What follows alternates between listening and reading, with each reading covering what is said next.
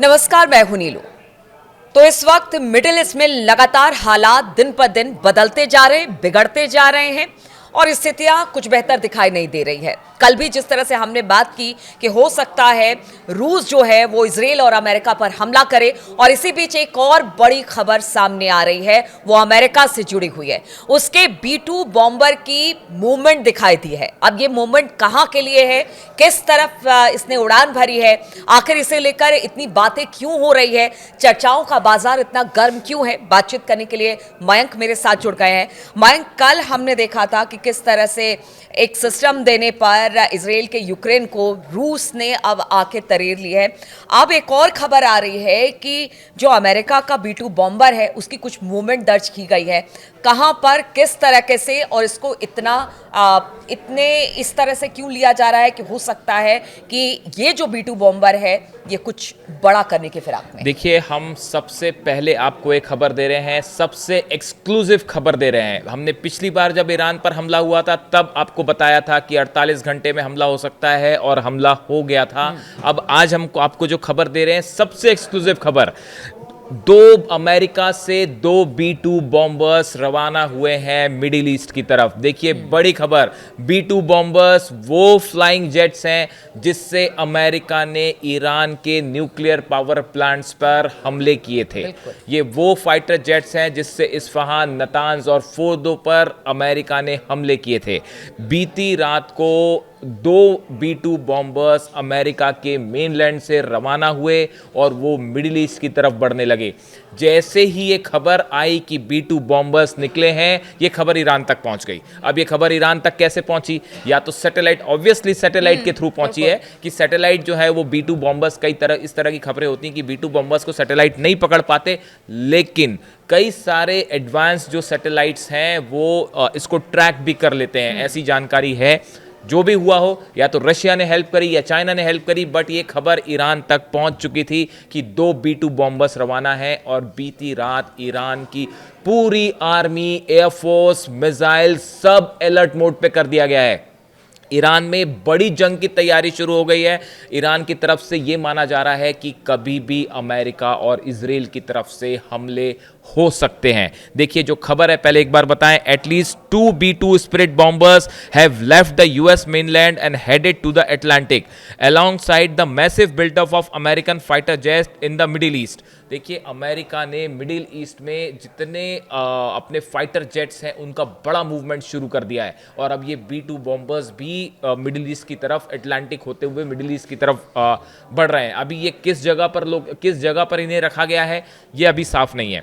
इसके अलावा ये कहा गया है the US navy aircraft carrier Gerald R Ford has set of for the Middle east with its battle group which will soon pass through the straight of Gibraltar. देखिए, जो इनका aircraft carrier है सबसे बड़ा, गिराल्ड आर फोर्ड, इसको भी straight of Gibraltar यानी Africa के पास से होते हुए मिडिल ईस्ट के लिए रवाना कर दिया गया है। और इस एयरक्राफ्ट कैरियर में बड़ी संख्या में F-16 हैं, F-35 हैं, फाइटर जेट्स हैं। यानी पूरी तैयारी है। अमेरिका का सबसे बड़ा बिल्डअप हो रहा है मिडिल ईस्ट के पास। और देखिए, जैसी ये खबर आई बाहर, उसके बाद जो है ईरान में कल बीती रात को जबरदस्त जंग की तैयारी, मूवमेंट शुरू हो चुके थे। जितने परमाणु ठिकाने हैं उनकी सुरक्षा के इंतजाम शुरू कर दिए हैं ईरान ने, पहले से ही थे। जितनी मिसाइल्स हैं उनको अलर्ट मोड में डाल दिया है। पूरी IRGC इस बात के लिए तैयार है कि अगर अमेरिका या इजराइल से हमला होता है तो कैसे जवाब। अच्छा, ये तो तमाम हलचल वहां पर देखने को मिल रही है। क्या जिस तरह से ईरान पर सैंक्शन लगाया गया, ईरान ने अपने परमाणु कार्यक्रम बंद नहीं किया, IAEA से अपने आप को अलग थलग कर लिया, क्या अब इसके बाद ये सारी कवायद इसको इसी के तौर पर हम देखें? जंग तय है हमारे हिसाब से, जो हम समझ पा रहे हैं। पिछले 2 साल से हम फॉलो कर रहे हैं ईरान के एक एक मूवमेंट को, अमेरिका के मूवमेंट को। अभी जो स्थिति है ये उससे भी खराब स्थिति बनती जा रही है जो 12 दिन की जंग में हुई थी।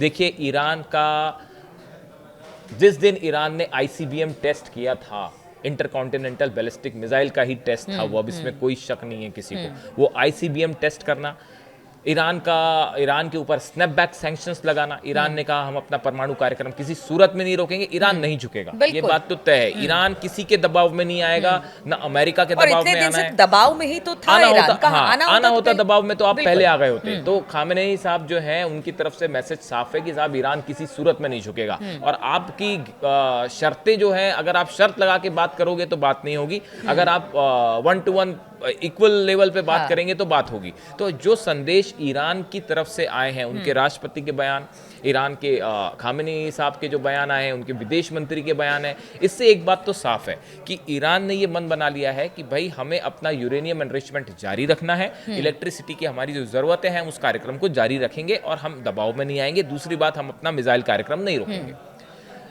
अब एनपीटी से भी बाहर होने की बात हो रही है, तो इस सूरत में अमेरिका के पास और इजराइल के पास अब ईरान को रोकने का और कोई तरीका नहीं है।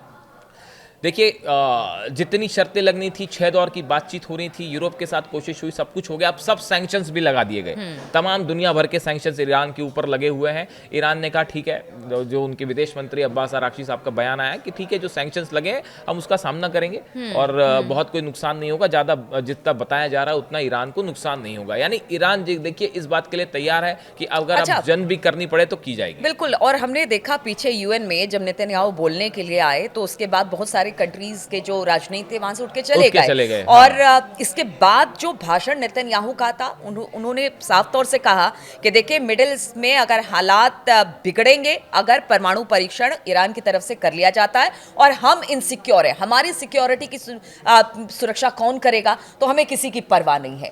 तो मतलब साफ तौर से कह दिया गया है कि ईरान को हम किसी भी हालात में रोकेंगे परमाणु परीक्षण करने के लिए। नेतन्याहू तैयार हैं, नेतन्याहू तैयार हैं जिस दिन अमेरिका से हरी झंडी मिलेगी। लेकिन उसमें दूसरी पक्ष भी है, इसका एक दूसरा साइड भी है कि देखिए, जब पिछली बार 12 दिन की जंग हुई और 12 दिन होते होते जिस आनंद फानन में सीज फायर घोषित करना पड़ा, जब जो मिसाइल्स गिरनी शुरू हुई थी, और आखिरी के अगर आपने समझा हो, इस बात को एनालाइज किया हो कि जो 12 दिन की जंग हुई उसमें ईरान की तरफ से जब अटैक शुरू हुए, जो आखिरी के 3 दिन के अटैक थे, यानी आप समझिए 9वें दिन, 10वें दिन, 11वें दिन और 12वें दिन, ये 4 दिन जो आखिरी में ईरान ने अटैक किए, उसमें फतेह 2 मिसाइल फायर हुई, सेजिल मिसाइल फायर हुई और गदर मिसाइल फायर हुई, खुर्रम शहर 4 मिसाइल फायर हुई। तो पहली बार मतलब ये वो 4 मिसाइल्स थी जिन्होंने आखिरी के 3 दिनों में इजराइल में वो तबाही मचाई कि इजराइल को सीज फायर के लिए, अमेरिका को सीज फायर के लिए आगे आना पड़ा। एक एक मिसाइल को ट्रैप करने के लिए आयरन बाकी देश भी ये कहने लगे कि देखिए ऐसा है कि दुनिया भर के लिए ठीक नहीं है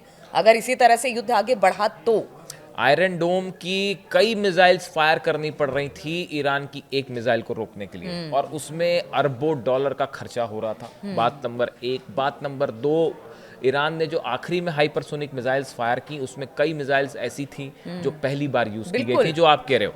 उसकी वजह से उसे रोकना मुश्किल हो रहा था। आपने वो तस्वीरें देखी होंगी कि जो आखिरी में कुछ मिसाइल्स आई, वो जिस रफ्तार से गिर रही थी तेल अवीव में और बीरशेवा में जो गिरी मिसाइल्स जो गिरी।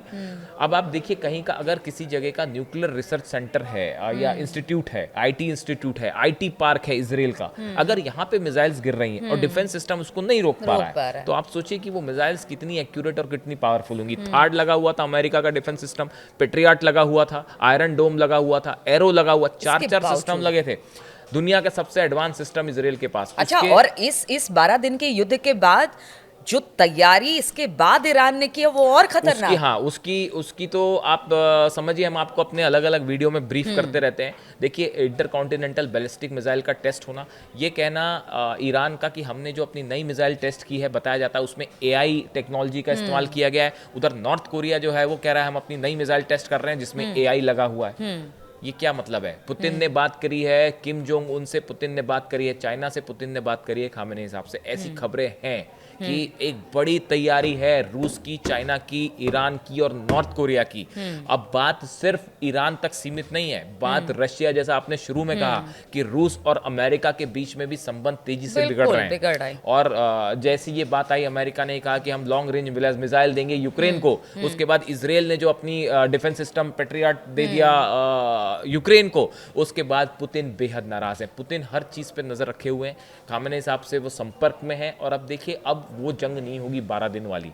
अब अगर जंग होती है तो ऐसी जंग नहीं होगी कि अमेरिका के B2 बॉम्बर्स आए, उन्होंने बम थ्रो किया और उसके बाद वो वहां से फ्लाई ऑफ कर गए। अच्छा देखिए, बार बार ये कहा जाता है कि जिस तरह के हालात बन रहे हैं, जिस तरह की परिस्थितियां पूरे पूरे ग्लोबल हिसाब किताब अगर हम देखा जाए, हर देशों की बात करते हैं, तो बार बार ये कहा जाता है कि अब होगा world war 3।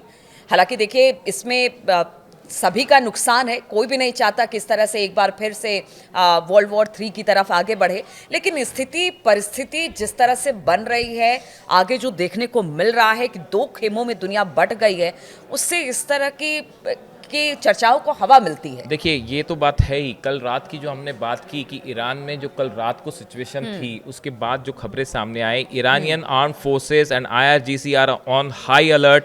Iranian media and government officials warn of an imminent conflict with the US and Israel.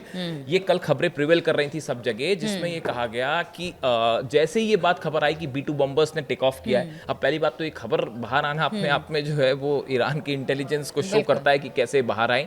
उसके फौरन बाद IRGC ईरान के ऑफिशियल्स जो थे, कल रात को जबरदस्त मूवमेंट हुआ हर चीज का, मिसाइल से लेके सिक्योरिटी फोर्सेस का। और देखिए, जहां तक सवाल है न्यूक्लियर रिएक्टर्स का, तो अब्बास अराक्ची साहब जो विदेश मंत्री हैं ईरान के, उनकी तरफ से बयान आया था कि जो एनरिच्ड यूरेनियम है still inside the nuclear plants. उन्होंने ये कहा गया है कि जिस पर हमले हुए थे उसका जो मलबा था उसके अंदर ही वो एनरिच्ड यूरेनियम है। ये ईरान के विदेश मंत्री कह रहे हैं। हालांकि इसको लेके अलग अलग दावे भी हैं। मतलब जब आप वॉर में होते हैं तो you don't reveal the fact, आप अपना सच नहीं बताते। देयर आर मैनी सरप्राइजेस जो हमेशा होते हैं वॉर में।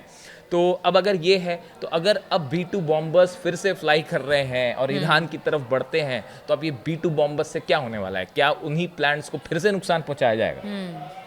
हाँ, GBU बंकर बस्टर बॉम्ब्स थे, क्या वो फिर से गिराए जाएंगे? तो अभी बहुत सारी चीजें ऐसी हैं जो क्लियर नहीं है। लेकिन एक बात तय है कि अमेरिका की तरफ से एक बड़ा मिलिट्री बिल्टअप शुरू हो गया है और अभी गजा सॉल्व नहीं हुआ है। सबसे बड़ा कुछ एक्सपर्ट्स का ये भी कहना है कि जैसे ही हमास के साथ एक डील हो जाएगी, as there is a deal with Hamas, a new war will start with Iran. ऐसा कई लोगों का कहना है कि जैसे ही हमास के साथ डील हुई, गजा में प्रोसेस हुआ, हो सकता है उसके फौरन बाद ईरान के साथ एक जंग हम देखें। तो कुल मिला के मिडिल ईस्ट एक बार फिर बड़ी जंग की तरफ बढ़ रहा है। चलिए, तो अमेरिका के B2 बॉम्बर की मूवमेंट देखी गई। अब ये कहाँ पर जाएगी? मिडिल ईस्ट की तरफ आगे बढ़ेगी? क्या ईरान पर हमला होगा? क्या उसके परमाणु संयंत्रों को एक बार फिर से अमेरिका निशाना बनाएगा? इन तमाम खबरों पर हमारी नज़र लगातार बनी हुई है।